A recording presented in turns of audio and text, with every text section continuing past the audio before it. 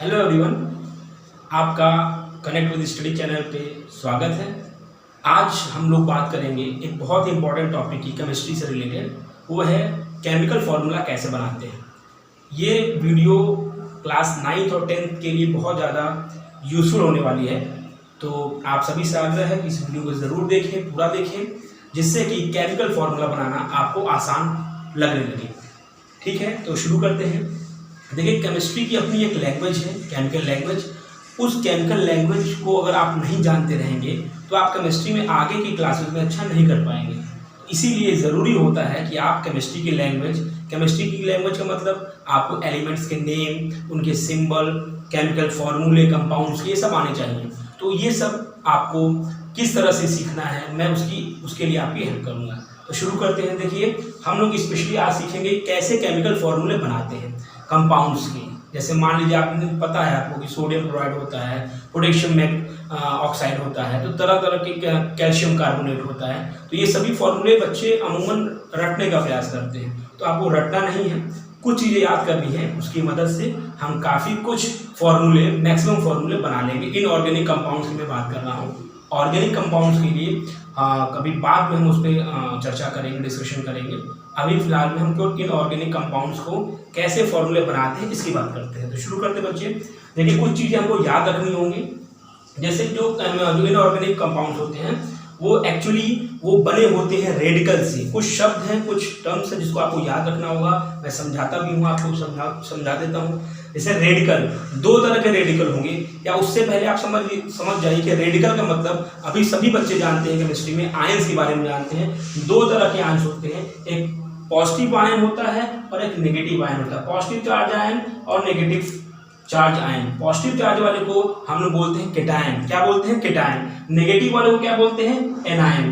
Positive charge को cation बोलते हैं और नेगेटिव चार्ज वाले जो आयंस होते हैं उनको एनायन बोलते हैं। ठीक इसी को हम लोग अब रेडिकल के फॉर्म में समझते हैं। दो तरह के रेडिकल, जैसे दो तरह के केटायन होते हैं, इन्हीं को हम रेडिकल के नाम से भी बोल सकते हैं। कैसे? जो पॉजिटिव वाला जो चार्ज पॉजिटिव चार्ज वाला जो स्पीशीज, केमिकल स्पीशीज होगा, उसको हम बोलते हैं बेसिक रेडिकल। यहाँ पे मैं लिख के समझाता हूँ। जैसे पॉजिटिव वाला को हम लोग बोलेंगे बेसिक रेडिकल और एनायंस को बोलेंगे एसिड रेडिकल। अब ये बेसिक और एसिड रेडिकल क्या है, इसको थोड़ा समझते हैं। बेसिक, सभी बच्चे बेस के बारे में पढ़ चुके होंगे कि बेस क्या होता है। उसी तरह सभी बच्चे एसिड के बारे में भी जानते होंगे। तो बेस वो कंपाउंड होते हैं जो वाटर में जब सॉल्युबल होते हैं तो वो अपने हाइड्रोक्साइड आयन अपने आयनों में टूट जाते हैं। एग्जाम्पल के साथ मैं समझाता हूँ। जैसे एक बेस हमारे पास है NaOH, एक बेस है। इसको जब हम वाटर में सॉल्युबल करेंगे तो Na+ और OH- ये दो हमारे पास आयंस बनेंगे। ये पॉजिटिव आयंस है और ये नेगेटिव आयंस है। तो बेसिक रेडिकल का जो पॉजिटिव वाला आयंस होगा ये होता है बेसिक रेडिकल। इसको बोलते हैं बेसिक रेडिकल। बेसिक रेडिकल क्या होता है? पॉजिटिव चार्ज होता है। तो जब बेसिस को हम वाटर में सॉल्युबल करते हैं तो जो पॉजिटिव आयंस मिलता है उससे, उसको हम बोलते हैं बेसिक रेडिकल। ठीक इसी तरह से एसिड को जब हम वाटर में सॉल्युबल करते हैं तो जो नेगेटिव हिस्सा मिलता है, नेगेटिव आयन मिलता है। एग्जाम्पल के तौर पे देखिए, HCl को जब हमने वाटर में सॉल्युबल किया तो H+ और Cl- मिला, तो Cl- यहाँ पर एसिड रेडिकल होता है। इसी तरह से ये टर्म डिराइव हुआ है। जितने भी पॉजिटिव चार्ज आयंस होते हैं वो हमें बेस से मिलते हैं वाटर में, तो उनको हम लोग बेसिक रेडिकल बोलते हैं, पॉजिटिव चार्ज होते हैं। और जितने भी नेगेटिव आयंस मिलते हैं उसको हम एसिड रेडिकल बोलते हैं। बच्चों से पूरा चार्ट है, हालांकि पूरा चार्ट मैंने यहाँ पर नहीं लिखा है, मगर कुछ यूजफुल करने के लिए कुछ यूज करेंगे इसलिए हमने लिख लिया है। इसका पूरा चार्ट का डिस्क्रिप्शन में हम लिख देंगे और वहां से आप इसको देख सकते हैं। तो वहां से आपको पूरी चीजें मिल जाएंगी। यहाँ पर कुछ ही हमने आयंस देखिए, अब हम कभी आयंस बोल रहे हैं, कभी रेडिकल बोल रहे हैं, तो कंफ्यूज नहीं होना है। जो पॉजिटिव चार्ज आयन है उसी को हम बेसिक रेडिकल बोलेंगे और जो नेगेटिव चार्ज आयन है उसको हम लोग एनायंस को बोलते हैं, उसको हम एसिडिक रेडिकल बोलेंगे। बेसिक क्यों बोले? क्योंकि हमें बेस से मिल रहा है। बेस को जब वाटर में सॉल्युबल करते हैं तो जो पॉजिटिव चार्ज मिलता है वहां से पॉजिटिव चार्ज जो मिल रहा है। देखिए, किसी भी चीज को जब सॉल्युबल करते हैं तो दो चीज हमें मिल रही, पॉजिटिव भी मिल रहा है, नेगेटिव भी मिल रहा है। तो बेस की फॉर्म में जब बेस वाली बात कर रहे हैं तो प्लस चार्ज को हमें उठाना है, और जब एसिडिक की बात करें तो जो नेगेटिव वाला है तो वो उठाना है। जैसे एग्जांपल के तौर पे कंफ्यूज मत होइएगा, समझिए। Na+, जब Na सोडियम हाइड्रोक्साइड जब वाटर में सॉल्युबल होता है तो Na+ मिलता है और OH- भी मिलता है। तो हमें प्लस वाला हिस्सा लेना है, ना कि OH- लेना है। ठीक है, OH- को नहीं लेना, हमें प्लस वाला। जो भी बेस होता है वो जो पॉजिटिव हिस्सा पानी में जब सॉल्युबल होता है तो और आयंस फॉर्म में टूटता है तो पॉजिटिव वाला ही हमारे पास उसी को हम बेसिक रेडिकल बोलेंगे। ठीक उसी तरह से नेगेटिव वाले को हमें जो लेंगे एसिड से, वो हम उसको बोलते हैं एसिड रेडिकल। ठीक है, कुछ मेरे पास चार्ट में बना हुआ, आप इसको देखेंगे। मैं इसका एग्जाम्पल लेके आपको शुरू करता हूँ। आपको कुछ चीजें याद रखनी पड़ेंगी, इनफैक्ट कह सकते हैं उसको एकदम बाय हार्ट उसको रख लीजिए। जैसे हमें नेम ऑफ रेडिकल पता होना चाहिए, कई सारे रेडिकल हैं, सबको आपको मैंने यहाँ पे नहीं लिखा है, मैं उसको चार्ट के फॉर्म में दे दूंगा। सिंबल हमें पता होना चाहिए, और उसके बाद वैलेंसी होती है। वैलेंसी बहुत इंपॉर्टेंट पार्ट होता है जब कोई कंपाउंड बनता है तो।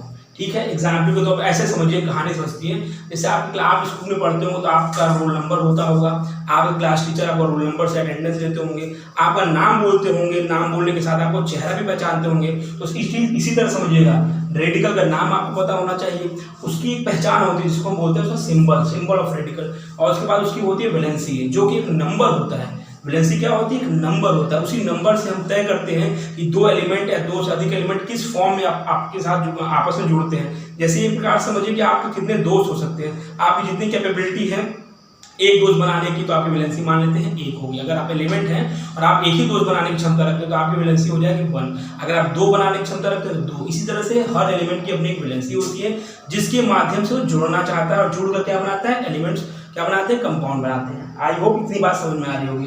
तो इस तरह से नेम ऑफ रेडिकल एक यहाँ पर मैंने लिख दिया, उसके सिंबल आपको पता होना चाहिए, और उसके बाद उसकी वैलेंसी आपको पता होना चाहिए। उसके बाद किसी भी कंपाउंड में एक पॉजिटिव रेडिकल होगा और नेगेटिव रेडिकल होगा। ठीक है, कंपाउंड जो हम बात कर रहे हैं उसमें एक पॉजिटिव रेडिकल, एक नेगेटिव रेडिकल। तो पॉजिटिव रेडिकल मतलब बेसिक रेडिकल, और नेगेटिव रेडिकल मतलब एसिडिक रेडिकल। अब ये कैसे फॉर्म करते हैं देखिए, एग्जाम्पल से शुरू करते हैं। एक एग्जाम्पल, सबसे सिंपल से एग्जाम्पल लेते हैं। आपने एक कंपाउंड है NaCl यानी कि सोडियम क्लोराइड। मैं आपको नाम इंग्लिश में लिख के देता हूँ। जैसे मान लीजिए है सोडियम क्लोराइड, तो आप इसका सिंबल हमको पता होना चाहिए। सोडियम का सिंबल बच्चों आपको पता होगा Na, पता होना चाहिए। क्लोराइड का सिंबल होता है Cl। अब इसकी वैलेंसी होती है, इसके ऊपर इसकी वैलेंसी लिख देते हैं 1, इसकी भी वैलेंसी इसके ऊपर लिख देते हैं, होती है 1। अब इन दोनों की वैलेंसी क्योंकि बिल्कुल बराबर है, इसलिए इसको सटाकर पास में NaCl लिख सकते हो, और इस तरह से कंप्लीट फॉर्मूला बन गया।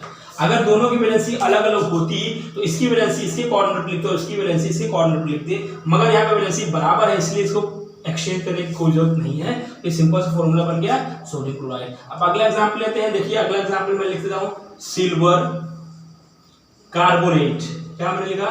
Silver carbonate. देखिए फिलहाल मैं आपको बता दूं, सिल्वर के जो वो होता है सिंबल होता है वो होता है Ag, और इसकी वैलेंसी होती है 1, और कार्बोनेट का जो सिंबल होता है वो होता है CO3। याद रखना बच्चा, CO3 होती है, और इसकी वैलेंसी होती है 2। तो क्योंकि अब ये दोनों वैलेंसी अलग अलग है, इसलिए इसको हम एक्सचेंज करेंगे। इसकी जो वैलेंसी इसके कॉर्नर पर, और इसकी जो वैलेंसी इसके कॉर्नर पर। देखिए जो 1 है यहाँ पर जाएगा, 2 यहाँ पर जाएगा, लेकिन ध्यान रखना है देखिए Ag2 इसके कॉर्नर पे आ गया, और CO3 के कॉर्नर पर 1 आना चाहिए। लेकिन 1 एक ऐसा नंबर होता है जिसको नहीं भी लिखेंगे तो भी कोई जरूरत, उसको लिखने की जरूरत नहीं होती है, तो अपने आप से वो 1 मान लिया जाता है, उसको लिखने की जरूरत नहीं। मगर 1 के अलावा 2 होता है, 3 होता है तो लिखना पड़ता है। तो अब देखिए यहाँ पर हमने लिख दिया फॉर्मूला Ag2CO3, ये फॉर्मूला बन गया सिल्वर कार्बोनेट का। अगला फॉर्मूला देखते हैं। अगला फॉर्मूला बेटा देखो एल्यूमिनियम सल्फेट। देखिएगा एल्युमिनियम सल्फेट, तो एल्युमिनियम का सिंबल आप देख सकते हैं, आपको याद होगा, तो Al, और इसकी वैलेंसी होती है 3। सल्फेट का होता है SO4, वैलेंसी इसकी होती है 2। अब ये दोनों नंबर अलग अलग हैं तो इसको एक्सचेंज करना है। ये 3 इस कॉर्नर पर जाएगा और ये 2 इस कॉर्नर पर जाएगा। ध्यान रखना बच्चों। अब यहाँ पर एक चीज और मैं आपको बताने जा रहा हूँ। रेडिकल को 2 तरह से हम और डिफाइन कर सकते हैं, 2 कैटेगराइज कर सकते हैं। एक होता है सिंपल रेडिकल और एक होता है बेसिक एक होता है सिंपल रेडिकल और एक होता है कॉम्प्लेक्स रेडिकल। ये क्या होता है? देखिए जब कोई एलिमेंट को, जब किसी रेडिकल को एक ही एलिमेंट के फॉर्म में दिखाया जाता है तो उसको बोलते हैं सिंपल रेडिकल। जैसे एग्जांपल देखिए सोडियम को दिखाने के लिए रेडिकल केवल Na ही है, केवल सोडियम एक ही एलिमेंट है इसलिए इसको सिंपल रेडिकल बोलेंगे। मगर यहाँ पर देखिए अमोनियम का जो सिंबल उसमें NH4, उसमें नाइट्रोजन भी है शामिल, हाइड्रोजन भी शामिल है। मतलब जब एक से अधिक एलिमेंट मिलकर किसी रेडिकल को शो करते हैं, रेडिकल को फॉर्म करते हैं, उसको बोलते हैं कॉम्प्लेक्स रेडिकल। और जब एक ही एलिमेंट होता है किसी रेडिकल में, एक ही एलिमेंट, उससे नहीं एक से अधिक नहीं होता, केवल सिंपल एक होता है, उसको बोलते हैं सिंपल रेडिकल। जैसे सोडियम एक ही एलिमेंट है तो सिंपल रेडिकल होगा। पोटेशियम, इसको के जो दिखा रहा है वो सिंपल है तो सिंपल रेडिकल।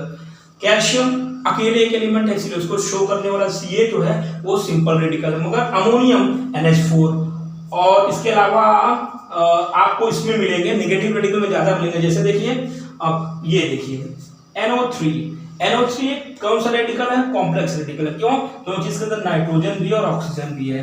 बात समझ में आ रही? कार्बोनेट में देखिए इसमें CO3 कार्बन भी है ऑक्सीजन भी। जब एक से अधिक एलिमेंट होते हैं किसी रेडिकल में तो उसको बोलते हैं कॉम्प्लेक्स रेडिकल। जो और किसी रेडिकल को केवल एक ही एलिमेंट के द्वारा दर्शाया जाता है तो उसको बोलते हैं सिंपल रेडिकल।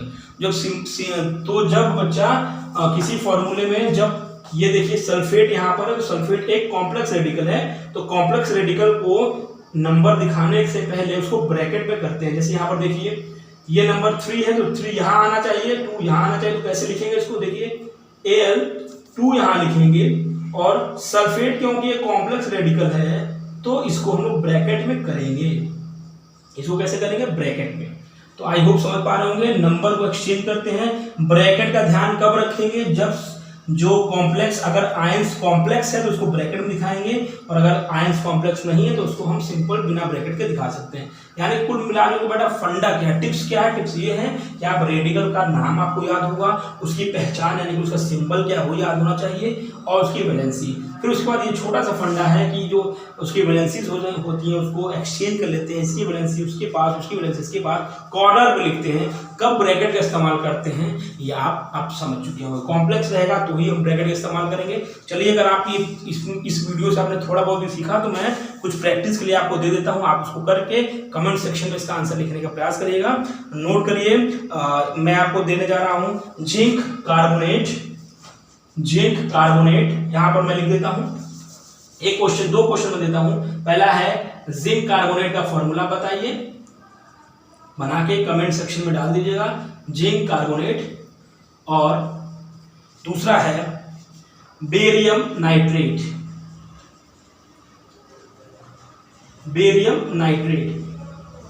ये 2 फॉर्मूला आप बना के देखिएगा। मैं फिर से टिप बता देता हूं आपको, मैं डिस्क्रिप्शन में इसका चार्ट दे दूंगा, आप वहां से मैक्सिमम जितने भी रेडिकल हैं उनका याद कर लीजिएगा। सिंबल इसको एक बार याद करना पड़ता है, उसके बाद इसके मजे ही मजे। इसका इस्तेमाल बार बार आप करेंगे और इसको आप बहुत ही अच्छे से इसमें आपका कंट्रोल हो जाएगा। आप कोई भी फॉर्मूले इनऑर्गेनिक के फॉर्मूले बना लेंगे। तो आई होप अगर इस वीडियो से आपको थोड़ा सा भी फायदा मिलेगा तो आप इसको शेयर करिएगा, इसको चैनल को सब्सक्राइब करिएगा। इस वीडियो में इतना ही है। अगर आप इसको और डिटेल वीडियो चाहेंगे तो आप कमेंट जरूर करिए, इसको हम और अच्छे से कवर करेंगे, बहुत डिटेल में इसको कवर करेंगे और ऑलमोस्ट सभी फॉर्मूले हम लोग सीख लेंगे। Okay, thank you.